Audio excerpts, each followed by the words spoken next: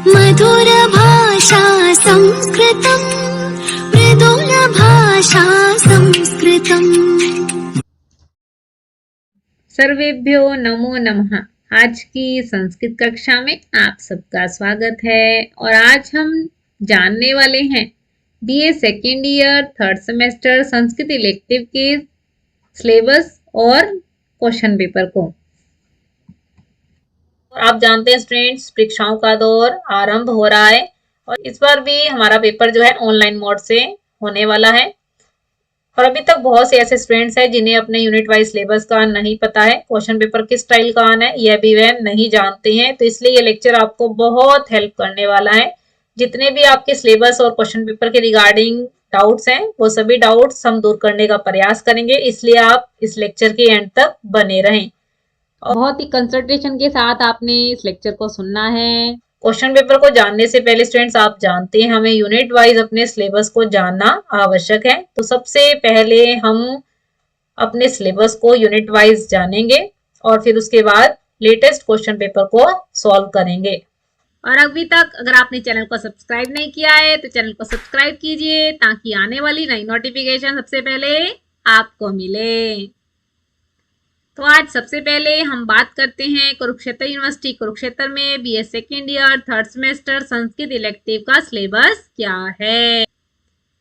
First unit में हमारे पास भास के द्वारा रचित पंचरात्र नाटक है और जिसमें आपको 2 श्लोक पूछे जाएंगे, 10 नंबर के हैं और एक आलोचनात्मक प्रश्न यानी कि सार संबंधित या फिर चरित्रण संबंधित प्रश्न पूछा जाएगा और ये कार्य आपके पास 6 नंबर का है, यानी ये यूनिट आपके पास 16 मार्क्स का है। सेकेंड यूनिट में हमारे पास परिभाषिक शब्दावली है, जैसे नाटक में जो आप पढ़ते आए हैं, नांदी है, सूत्रधार है, विदूषक, प्रस्तावना, विष्कंभक, भरत वाक्य, जनांतिकम, अपवारितम, स्वगतम, नेपथ्य। इन लगभग 10 परिभाषिक शब्दावली को आप याद करेंगे और इसमें आपके पास गद्य साहित्य का इतिहास यानी कि कुछ राइटर्स का जीवन परिचय आपसे पूछा गया है। तो सबसे पहले आप क्या करें, इन राइटर्स की रचनाओं के नाम जरूर याद कर लें क्योंकि इसी से संबंधित आपके पास वेरी शॉर्ट क्वेश्चन का काम आता है।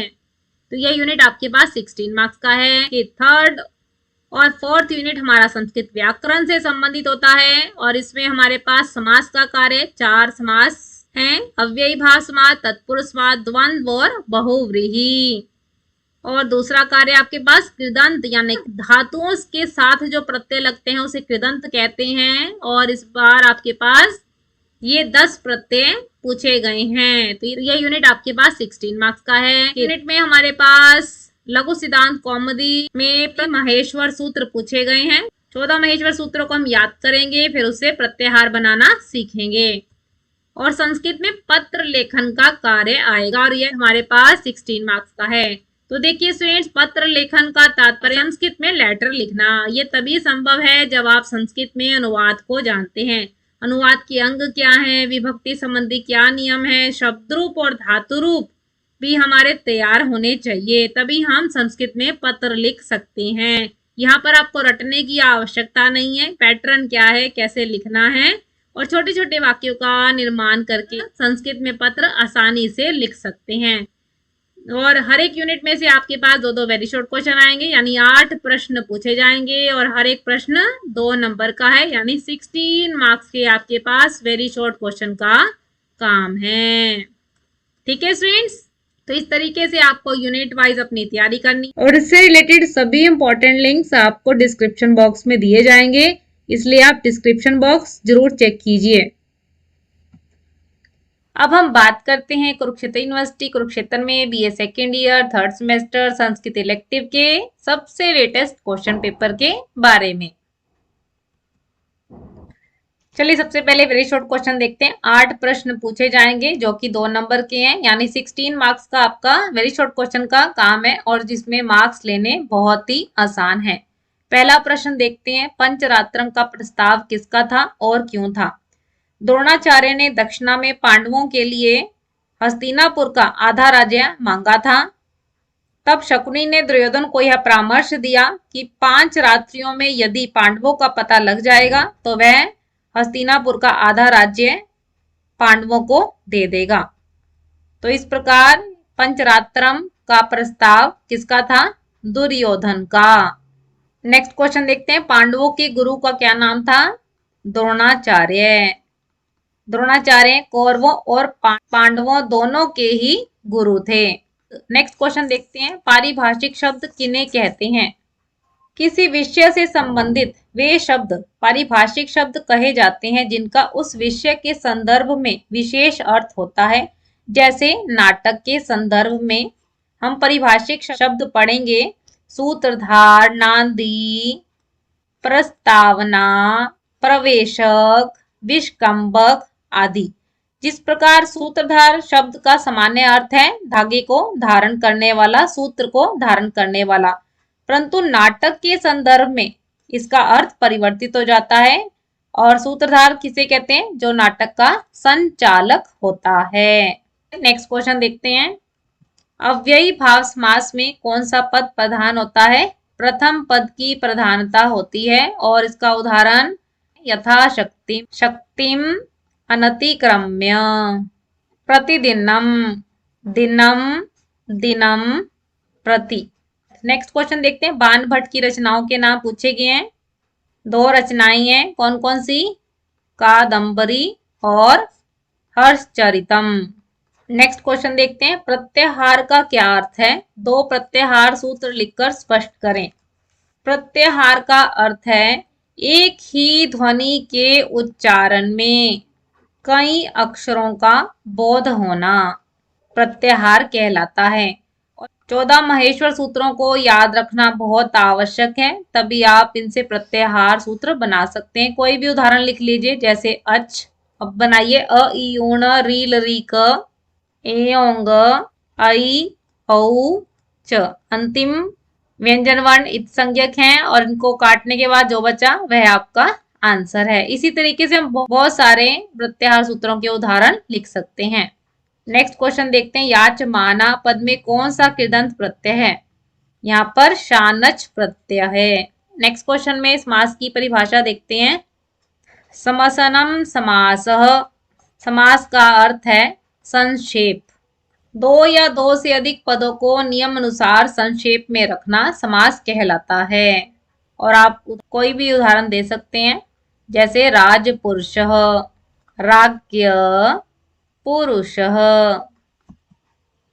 चलिए नेक्स्ट क्वेश्चन देखते हैं। सेकंड क्वेश्चन में हमारे पास 2 की सप्रसंग व्याख्या आई है, जो कि एक श्लोक आपके पास 5 नंबर का है। और लिखने का क्रम देखिए स्टूडेंट्स, प्रसंग जिसमें आप लेसन का नाम, राइटर का नाम लिखेंगे। अवतरण जिसमें आप एक पंक्ति में श्लोक के विषय में बताएंगे कि यहाँ पर किस विषय के ऊपर बात की गई है। तीसरा अर्थ या सरलार्थ, फिर हम उसे एक्सप्लेन करेंगे यानी व्याख्या। और फिर व्याकरण संबंधित जितने भी अंशों को आप पढ़ चुके हैं, शब्द रूप, धातु रूप, संधि, समास, प्रत्यय, छंद, अलंकार इत्यादि, तो यहाँ पर आप ऐड कर सकते हैं। ठीक है स्टूडेंट्स, चलिए पहला श्लोक देखते हैं। वनम स वृक्ष शुप गुलमेतत् प्रकाममाहार मिवोपभुज्य कुशानुसारेण हुताशनोऽसु नदी मुपस्पृष्टु मिवावतीर्णः। यहाँ पर नाटककार भास जता रहे हैं कि दुर्योधन ने एक यज्ञ का आयोजन किया और बालकों की चपलता के कारण वो यज्ञ की अग्नि फैल गई। और उसी विषय में यहाँ बताया गया है हुताशनो यानी आग, अग्नि। यह जो अग्नि है वृक्ष, शुप झाड़ियों और गुल माने लताओं सहित इस वन को प्रकामम आहारम इव उपभुज्य, मानो इस वन को खूब भोजन करने के समान खाने पर अर्थात जलाने पर, कुशानुसारेण कुशा घास के सहारे, नदीम उपसृष्टुम मानो आचमन करने के लिए नदी में अवतीर्ण उतर रही है। कहने का तात्पर्य यह है कि उस आग ने वन के सभी वृक्षों, लताओं, झाड़ियों सभी को जला दिया है। मानो ऐसा प्रतीत होता है कि खूब भोजन कर लिया है और अब भोजन के पश्चात जैसे सामान्य रूप में व्यक्ति भोजन के पश्चात जल को ग्रहण करते हैं, तो इसी प्रकार यह अग्नि जो है कि सभी वृक्षों को जलाने के बाद अब नदी की ओर जा रही, अर्थात पानी पीने के लिए जा रही है। इस प्रकार आप अर्थ लिख के एक्सप्लेन करेंगे। नेक्स्ट श्लोक देखते हैं। स यौवनः श्रेष्ठ तपोवने रतो नरेश्वरो ब्राह्मण वृत्तिमाश्रितः विमुक्त राज्योप्यभिवर्धितः श्रिया त्रिदंडधारी न च दंडधारकः। यहाँ पर अर्जुन जिसने बृहन्नला का रूप धारण किया हुआ है और अपने बड़े भाई युधिष्ठिर को देखता है, और युधिष्ठिर ने ब्राह्मण का वेश धारण किया हुआ है, तो उसके विषय में बता रहा है कि युधिष्ठिर जो है स यौवना यौवन से युक्त होने पर भी श्रेष्ठ तपोवने बुढ़ापे के योग्य तप में रतः लीन दिखाई दे रहा है। नरेश्वरों और राजा होकर भी ब्राह्मण वृत्ति आश्रिता और ब्राह्मण की आजीविका पर आश्रित प्रतीत हो रहा है।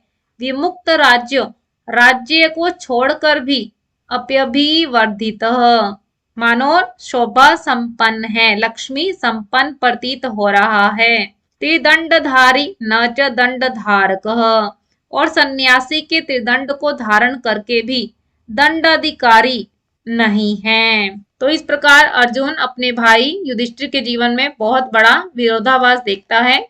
इस तरीके से आपने श्लोक का अर्थ लिखना है और फिर उसे एक्सप्लेन करना है। नेक्स्ट श्लोक देखते हैं। भगनापयानेष्व वनभिज्ञ दोषस्तारुण्य भावेन विलंबमानः केनैष हस्ति ग्रहणोद्यतेन युथे पयाते कलभो गृहीतः। यहाँ पर स्टूडेंट्स यूथे है और ये अवग्रह का चिन्ह है, यूथे पयाते। यहाँ पर किस स्थिति का वर्णन है? अभिमन्यु जो है कौरवों के पक्ष से लड़ रहा है और पकड़ा गया है, उस स्थिति का यहाँ पर वर्णन है। भग्न अपानेषु अनभिज्ञ दोषः तारुण्य भावेन विलंबमाना। यहाँ पर बता रहे हैं कि वीरों के युद्ध में भग्न माने पराजित होने पर भी अनभिज्ञ दोष, अभिमन्यु दोष को नहीं जानता, अर्थात युद्ध छोड़कर नहीं भाग रहा है। और तारुण्य भावेन यौवन की आवेश में होकर, अर्थात युवावस्था के प्रभाव के कारण विलंब माना देरी कर रहा है, अर्थात बहुत देर तक युद्ध लड़ रहा है। के नैष हस्ति ग्रहणोद यतेन यूथे पयाते कल्भो गृहीता, कि किसके द्वारा हस्ति ग्रहण हाथी को पकड़ने की इच्छा से जिसने यूथ माने समूह, हाथियों के समूह के चले जाने पर कल्भो उस हाथी के बच्चे को पकड़ लिया है। कहने का तात्पर्य यह है कि जो अभिमन्यु है पकड़ा गया है और उसे हाथी के बच्चे के समान कहा गया है। कि इस तरीके से स्टूडेंट्स आपने श्लोकार्थ लिखना है और फिर उसे आपने एक्सप्लेन करना है। समझ आ रहा है ना स्टूडेंट्स आप सबको? चलिए नेक्स्ट श्लोक देखते हैं। येषां गतिः क्वापि निराश्रयाणां संवत्सरैर्द्वादशभिर्न दृष्टा त्वं पाण्डवानां कुरुं संविभागमेषा च भिक्षा मम दक्षिणा च। यहाँ पर द्रोणाचार्य दुर्योधन से पांडवों के लिए हस्तिनापुर का आधा राज्य मांगते हैं। उसी विषय में यहाँ पर बताया गया है कि हे दुर्योधन कि ये शाम गति कवापी निराश्रयानाम, की जिन आश्रय रहित पांडवों की कहीं पर गति नहीं है। संवत्सरई द्वादशई भी न दृष्टा, उन्हें 12 सालों से देखा भी नहीं गया है। त्वम पांडवानाम कुरु संविभागम, तुम पांडवों को आधा राज्य बांट कर दे दो। च भिक्षा मम दक्षिणा च, यही मेरी भिक्षा है और यही मेरी दक्षिणा है। तो यहाँ पर द्रोणाचार्य का पांडवों के प्रति प्रेम भाव को, स्नेह भाव को दिखाया है कि वे दुर्योधन से दक्षिणा में पांडवों के लिए हस्तिनापुर के आधे राज्य की मांग करते हैं। इस प्रकार आप अर्थ लिखेंगे और फिर एक्सप्लेन करेंगे। चलिए अगला प्रश्न है, पंचरात्र के नामकरण की सार्थकता। जब भी कोई नाटककार कोई रचना लिखता है तो उसके नामकरण के पीछे कई सारे कारण हो सकते हैं कि जिनके आधार पे वह अपने नाटक का नामकरण करता है। जैसे नायक के आधार पे कर सकता है, नायिका के आधार पे कर सकता है, या फिर नायक और नायिका दोनों के नाम के आधार पर नाटक का नामकरण किया जा सकता है, या फिर घटना विशेष के आधार पर भी नाटक का नामकरण किया जा सकता है। तो आप देख सकते हैं यहाँ जो हमारे नाटक का नाम है पंचरात्रम, और ये नाटक जो है घटना विशेष के ऊपर आधारित है। 5 रातों में पांडवों का पता लगाना, तो ये कहानी है और ये घटना विशेष के ऊपर आधारित है। तो इस तरीके से ये आपने प्रश्न सॉल्व करना है। चलिए नेक्स्ट देखते हैं। भीष्म पितामह का चरित्र चित्रण पूछा गया है। जो भी उनके चरित्र से संबंधित आपने विशेषताएं पढ़ी हैं वो यहाँ पर आप ऐड कीजिए। ठीक है, चलिए नेक्स्ट देखते हैं। 4 परिभाषिक शब्द पूछे गए हैं। प्रवेशक और विष्कंभक आप इकट्ठे याद रखिए, क्योंकि दोनों में ही भूत और भविष्य की घटनाओं का वर्णन होता है, परंतु उन घटना का वर्णन अलग अलग पात्रों के माध्यम से होता है। प्रवेशक में निम्न कोटि के पात्रों के द्वारा घटना का वर्णन होता है, और विष्कंभक में मध्यम कोटि के पात्रों के द्वारा घटना विशेष का वर्णन होता है। भरतवाक्यम, भरतवाक्यम और नांदी इकट्ठे ही याद रखिए, क्योंकि नांदी जो है किसी भी रचना के आरंभ में जो मंगलाचरण दिया जाता है उसे हम नांदी कहते हैं, और जो अंतिम प्रशस्तिवाचक वाक्य होता है, मंगल कामना से युक्त वाक्य होता है, तो वह भरत वाक्य कहलाता है। समझ आ गया स्टूडेंट्स? ये आरंभ में होता है नाटक के या किसी भी रचना विशेष के, और भरत वाक्य जो है अंत में प्रयोग किया जाता है।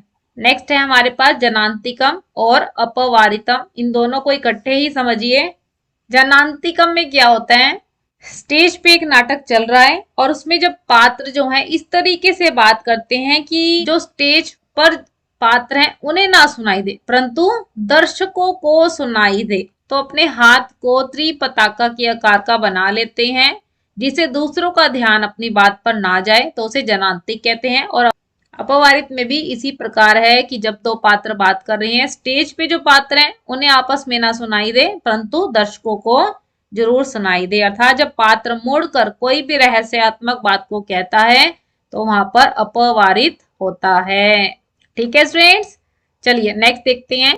स्वगतम नाम से स्पष्ट है। आत्मगतम यानी कि जब कोई पात्र अपने मन में ही बात करता है, यानी स्वयं से बात करता है। नेपथ्य है, पर्दे के पीछे के भाग को कहा जाता है। इस तरीके से स्टूडेंट्स आपने इनको एक्सप्लेन करना है, और इनका जो संस्कृत में लक्षण दिया गया है वह भी जरूर ऐड करना है। ठीक है स्टूडेंट्स, चलिए नेक्स्ट क्वेश्चन देखते हैं। दंडी की गद्य शैली के विषय में प्रश्न किया गया है। दंडी की 3 रचनाएं बताई गई हैं। कौन कौन सी हैं?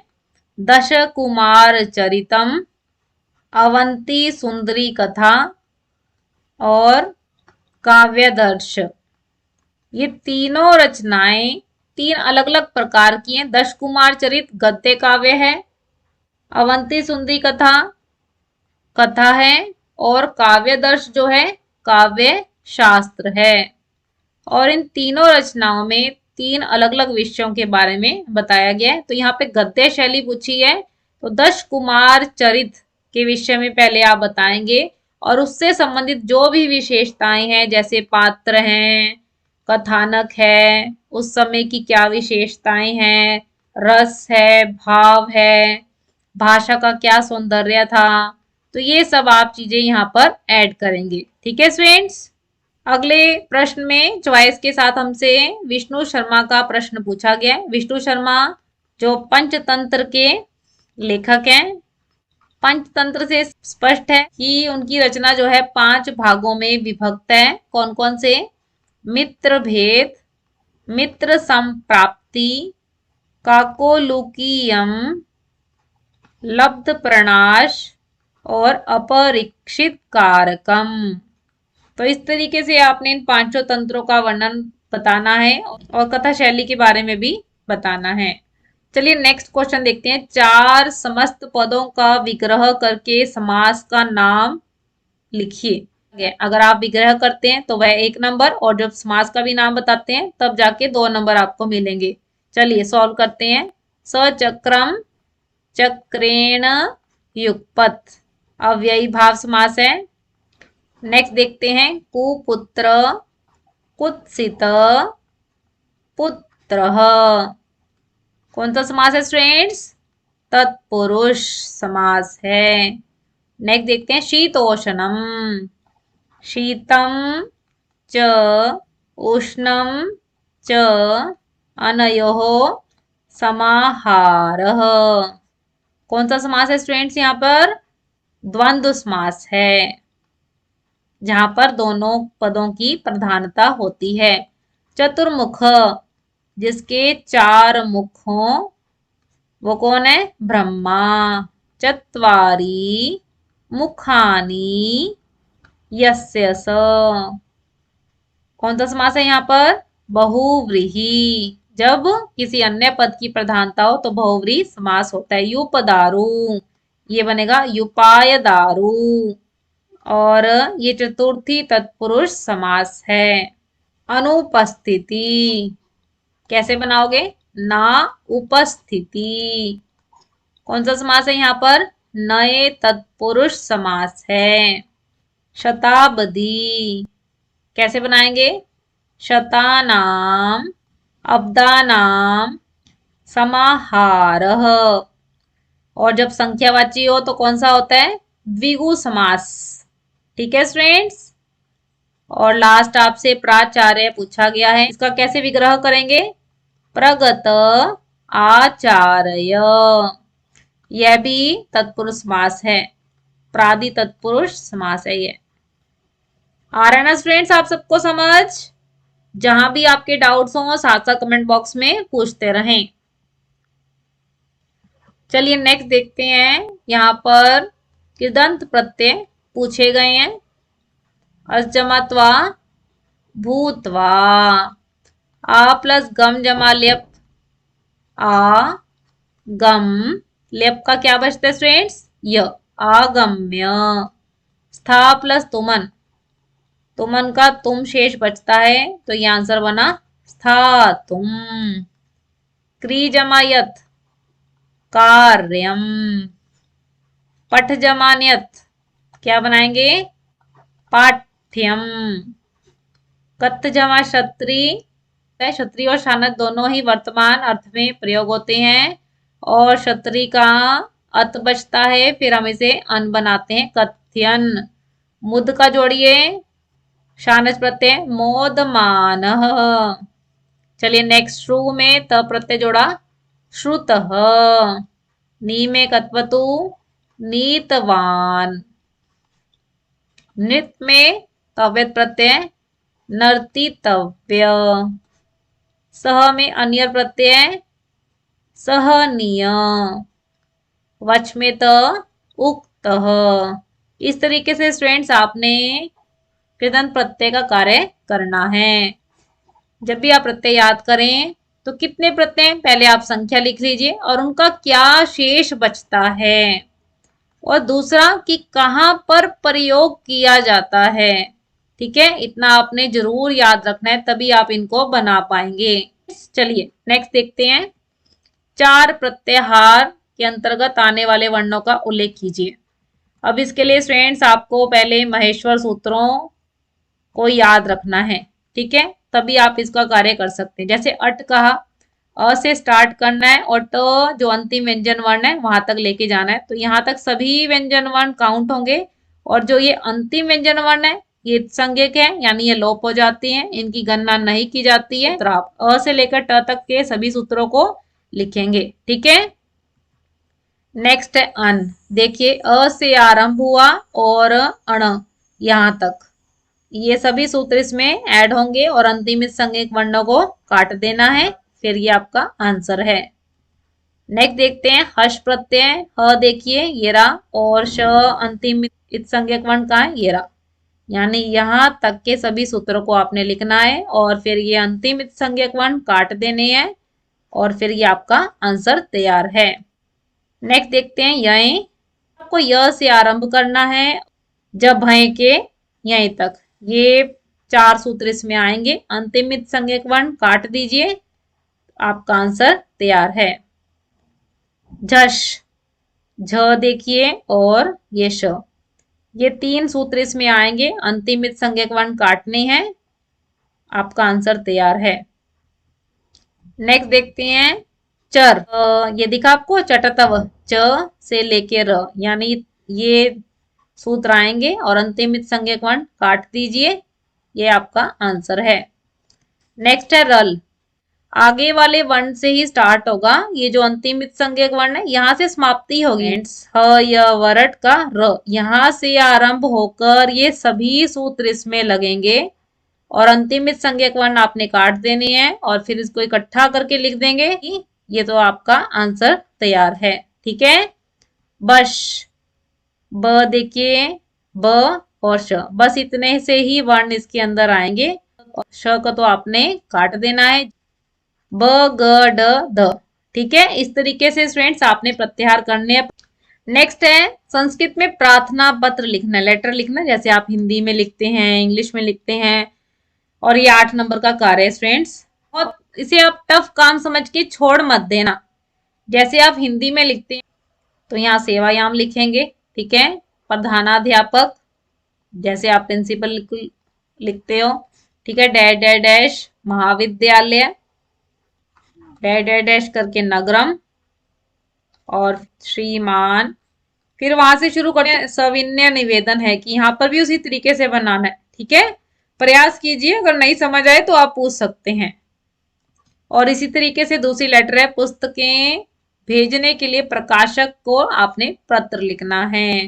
तो ये पत्र लेखन का कार्य भी सरल है, बहुत आसानी से आप कर सकते हैं और इसमें आसानी से नंबर भी ले सकते हैं। तो इस तरीके से स्टूडेंट्स आज हमने अपने लेटेस्ट क्वेश्चन पेपर को सॉल्व किया है। जितने भी उसमें श्लोक आए, ग्रामर वाला पार्ट आया, तो हमारा प्रयास रहा है कि आपको सभी सॉल्व करके दिया जाए। और उसके बाद भी आपका कोई डाउट है तो आप कमेंट बॉक्स में जरूर पूछ सकते हैं।